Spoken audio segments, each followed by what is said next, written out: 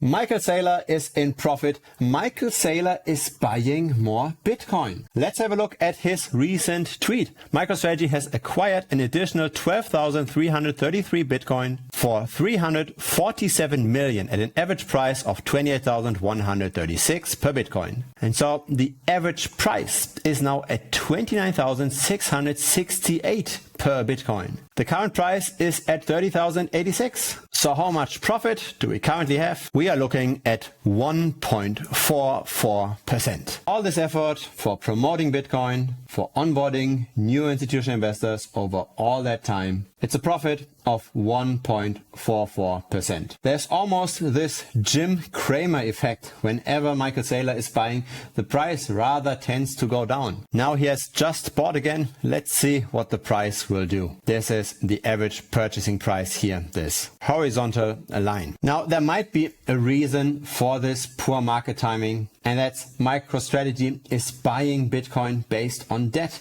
And of course their assets are now mainly Bitcoin. If Bitcoin goes down, then MicroStrategy has a harder time borrowing even more money. Whereas when Bitcoin is up, they can borrow more against those now higher valued assets. And so this leads you to buying high and not being able to buy when Bitcoin is low. So what's the learning from this? Don't lever your exposure when you're currently feeling like FOMOing into the market. Bitcoin long-term appreciates, but you don't want to overexpose yourself so that you cannot take advantage of lower prices. Ideally, you want to buy even heavier when we are low. But at the very minimum, you want to be buying the same amount independent of price in a certain interval. So that's called dollar cost averaging. And there are some very good calculators for this. For example, this one, DCA BTC, so dollar cost average into Bitcoin. And if you've got long enough of a time horizon, let's say you buy $1,000 every month for 5 years, then you would have invested 61,000, but you would be at 120,000, pretty much a doubling of your capital throughout that time. That's the power of dollar cost averaging. You do have your moves to the downside, you have to stomach the volatility, but at least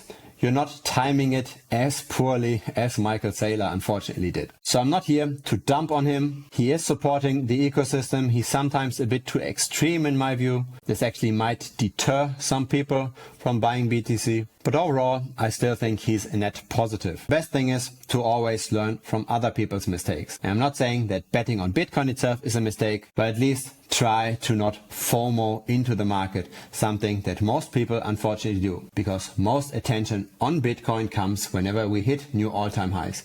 And nobody wants to hear about Bitcoin when it's down 60 or 70%, but that's when you actually have to buy. Feel free to join us in Telegram. You can directly chat with me over there. Simply just search for Bitcoin Strategy channel within the Telegram app or click on the link down below. Looking forward to see you. Bye bye.